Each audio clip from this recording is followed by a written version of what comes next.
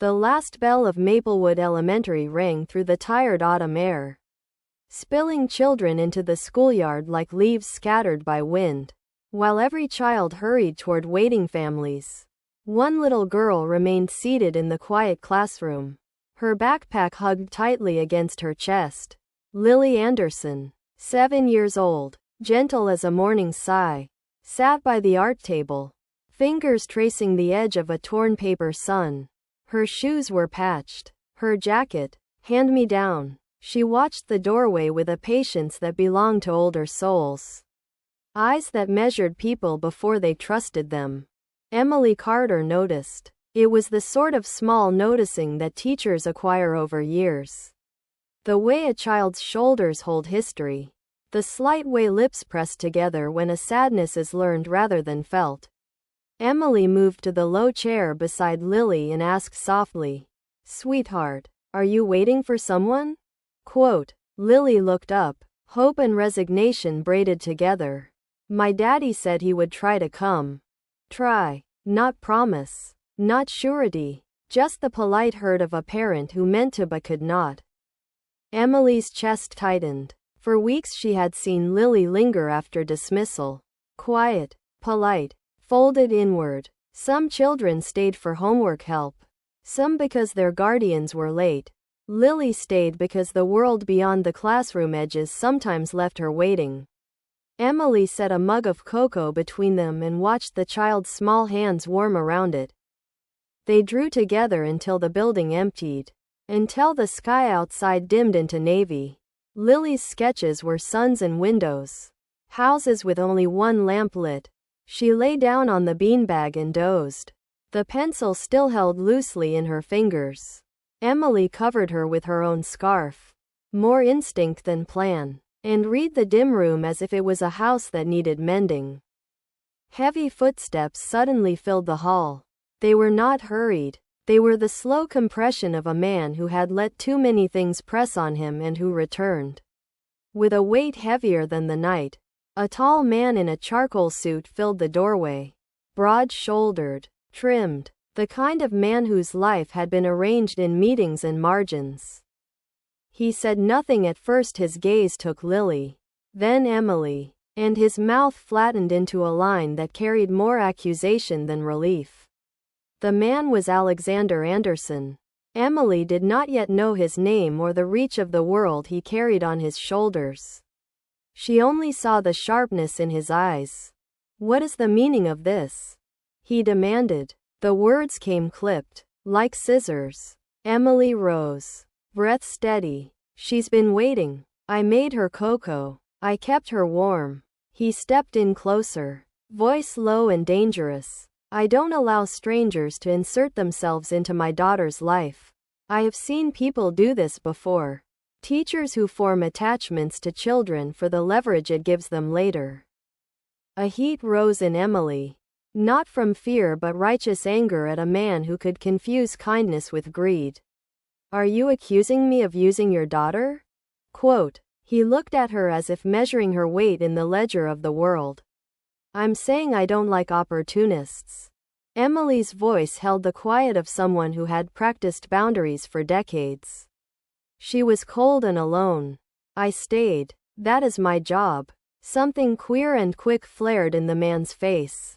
Guilt, perhaps, or the realization that his absence had been a presence of its own. For an instant the steel in him softened. He gathered Lily into his arms with a tenderness that contradicted his earlier barbs. Lily murmured, "Daddy," and pressed her face to his shoulder as if he were both anchor and apology. But when his eyes returned to Emily, they were stern once more. "This conversation isn't over," he said, and his tone promised consequences he did not need to name. Emily watched him leave with her stomach knotted in a way that surprised her. She had defended a child and been labeled a threat. In the days to come, the man's accusation would circle like a shadow. Resentment on his side, stubborn resolve on hers. For now, she folded Lily's drawing into her planner and set it on the windowsill like a small vow. If the world left a child waiting, she would stay. The night closed around the empty school, heavy with the hush of things undone, and Emily walked home with the echo of the man's gate in her ears.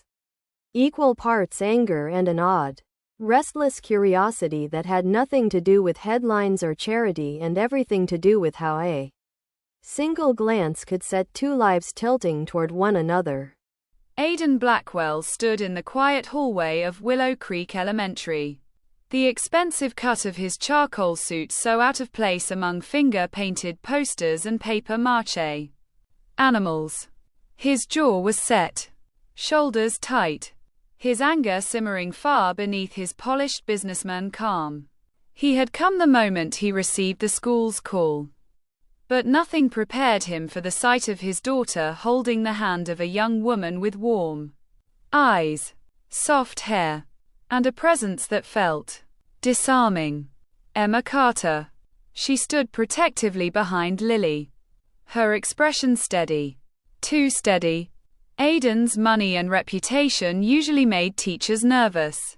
This one? She looked at him as if he were simply another flawed parent failing his child. What exactly are you doing with my daughter after school hours? He snapped, voice sharp enough to cut. Emma blinked, startled not by the anger, but by the accusation. I was helping her with reading, she replied gently. She struggles more than she lets on. So you expect what? A payment? Extra compensation? He barked. Her face froze, hurt flickering through her eyes before she masked it with quiet dignity. Mr. Blackwell, not everything I do has a price. Lily tugged at Emma's sleeve. Daddy. She helps me because she wants to. She's nice. Aidan stiffened, unwilling to let himself soften. Stay within your professional boundaries. I don't need strangers mothering my child. Emma stepped back as if struck. I'm not trying to replace anyone, she whispered. I'm just trying to help a little girl who needs it. He walked away, but her voice lingered in his mind longer than he wanted. Emma exhaled, standing alone in the hallway. This was only the beginning. Emma tried to shake off the sting of Aidan Blackwell's harsh words, but they followed her all evening like a persistent shadow. She had helped dozens of children over the years, but none of their parents had ever accused her of greed. The thought alone made her chest ache. The next afternoon, she found Lily sitting alone on the school's back steps, clutching her backpack straps tightly, trying to pretend she wasn't waiting. Daddy said I shouldn't bother you anymore, Lily whispered. You never bother me, Emma said softly. They sat under the oak tree behind the playground, reading peacefully, until Aidan arrived, breathless, fear hidden beneath anger. You took her without informing me? He demanded. I didn't take her, Emma replied. She stayed behind, and I kept her safe. Lily hugged him. Daddy, don't be mad. Quote. Aidan's voice softened for just a moment. I was worried. Emma looked at him, really looked, and a crack appeared in his hardened exterior. Vulnerability he never allowed anyone to see. And you, Emma said gently but firmly, should realize your daughter isn't a business meeting. She needs gentleness. Aidan froze, stunned. No one had confronted him like that. Emma walked away with Lily, leaving Aidan battling emotions he didn't know how to name. Aidan Blackwell wasn't used to feeling powerless. He could handle CEOs, investors, competitors. Yet one gentle teacher's words haunted him. At home, Lily fell asleep in his arms, reminding him how distant he had become. The next morning, he waited outside Emma's school, pretending he wasn't hoping to see her. When she approached, he surprised them both. I wanted to apologize, he said, stiff but sincere. I shouldn't have accused you. Emma softened. Thank you. He asked if she would continue helping Lily. She agreed, just before the school director dragged her inside to scold her for spending too much time with certain students. Aidan stepped in instantly. If this is about Lily, he said coldly, Miss Carter helps her because I ask her to. The director folded at once. Emma stared at him, touched. You didn't have to do that. Yes, he replied quietly. I did. Lily ran in, smiling, and Aiden felt something shift. Dangerously close to hope. The week passed with a delicate shift in the air. Aiden arrived earlier, stayed longer, and watched more closely when Emma read with Lily. His presence no longer intimidated Emma. Now it unsettled her in ways she struggled to understand. A storm hit on Thursday, trapping Lily and Emma inside. Lily worked on a project about people I love. She drew herself, Emma holding her hand, and Aiden standing a little apart. Why is Daddy far away? Emma asked. He's trying, Lily whispered.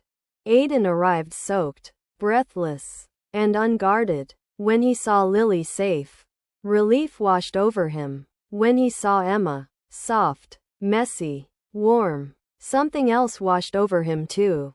He offered her a ride home through the storm. She hesitated, but Lily clung to her, and Emma agreed. In the SUV, their eyes met in the mirror. Too long, too knowingly. At her apartment door, rain pouring around them, Aiden took her hand without thinking. They stood close, too close. You're good for Lily, he said softly.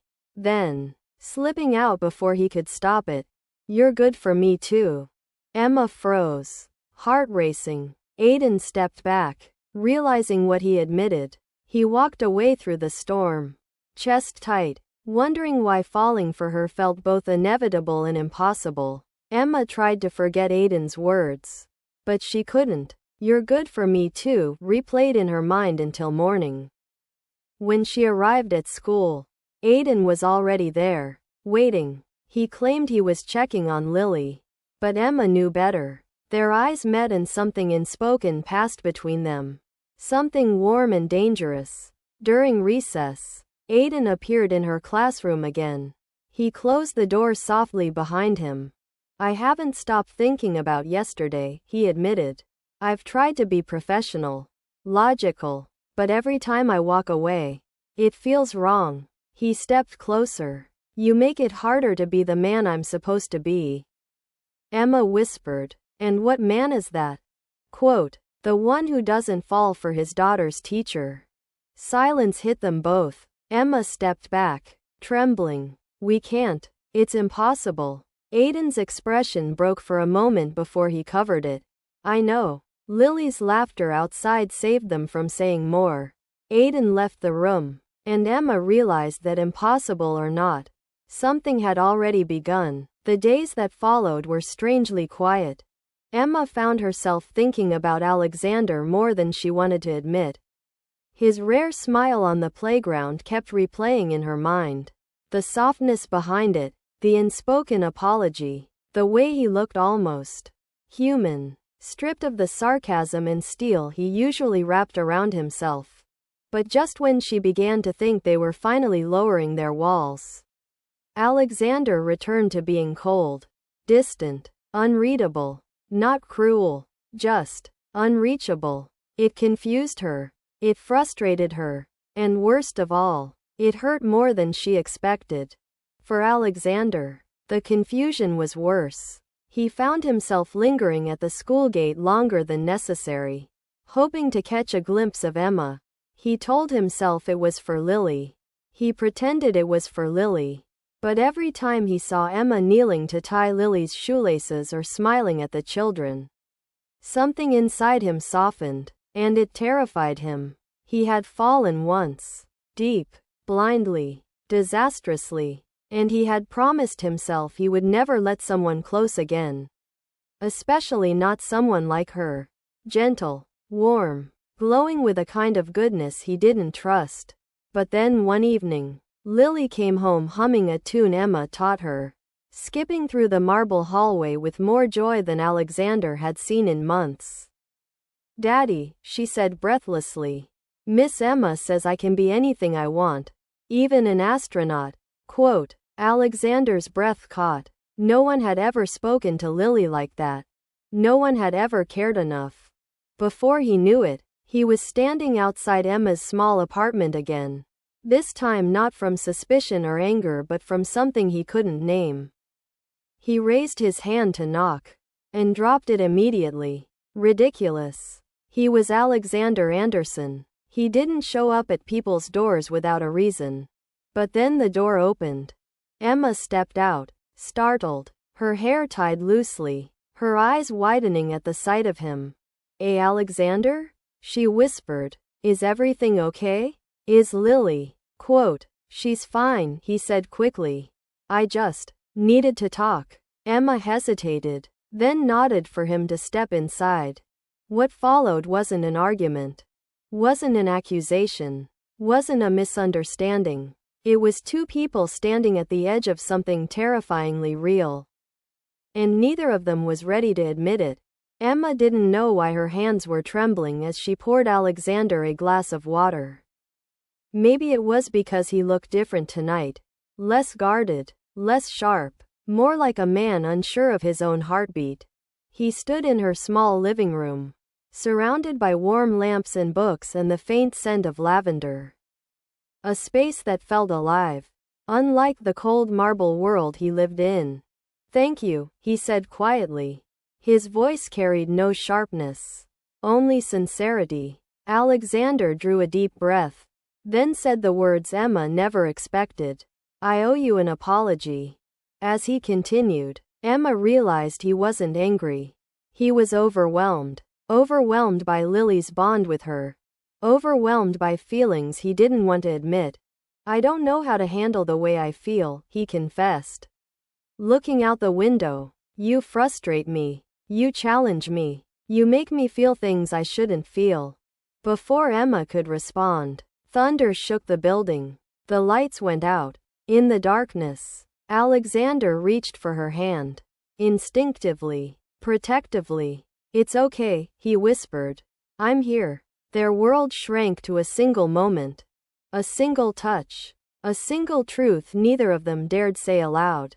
They were falling for each other. Slowly, painfully, inevitably. The storm grew heavier as Emma and Alexander stood in the dark, hands still intertwined. When the lights returned, they stepped apart, hesitant, breathless, pretending they hadn't just crossed a line they could never uncross. Alexander apologized, calling the moment unprofessional, and Emma laughed softly, reminding him this wasn't a business deal but something real, something frightening. Slowly, painfully, he opened up, revealing losses, heartbreak, and the fear of letting anyone close again. Emma admitted she was scared too. Scared of caring for a man who fought his own heart every step of the way. Before they could say more, a knock sounded. It was Lily, soaked, smiling, innocent, running into her father's arms. She looked between them and asked, without hesitation, were you two holding hands?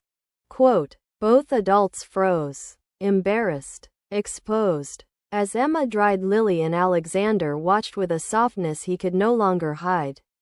One truth became impossible to ignore. The walls between them were falling, and neither of them knew how to stop it anymore. The rain softened as Lily slept peacefully on Emma's couch. Alexander watched Emma tuck the little girl in, but his gaze stayed on Emma far longer than he intended. She feels safe with you, he murmured. Emma turned. So do you. Walls Alexander had spent years building began to crack as he admitted the truth. Emma had quietly changed everything. Standing close, Emma whispered, caring isn't a weakness. Then let me teach you what love can give you, she said, placing her hand on his. A gentle, trembling quiet held the room as Alexander leaned in, confessing, for the first time in a long time, I want something I'm not afraid to lose. You. Their lips met in a slow, tender kiss, one filled with surrender, healing, and truth. Lily woke just in time to innocently announce, Daddy. Miss Emma, are you done kissing? Blushing. Alexander held them both, promising gently, we'll take one step at a time. Emma smiled. Lily giggled. And Alexander finally felt like home wasn't a place. It was a person. A love neither expected, but both finally accepted.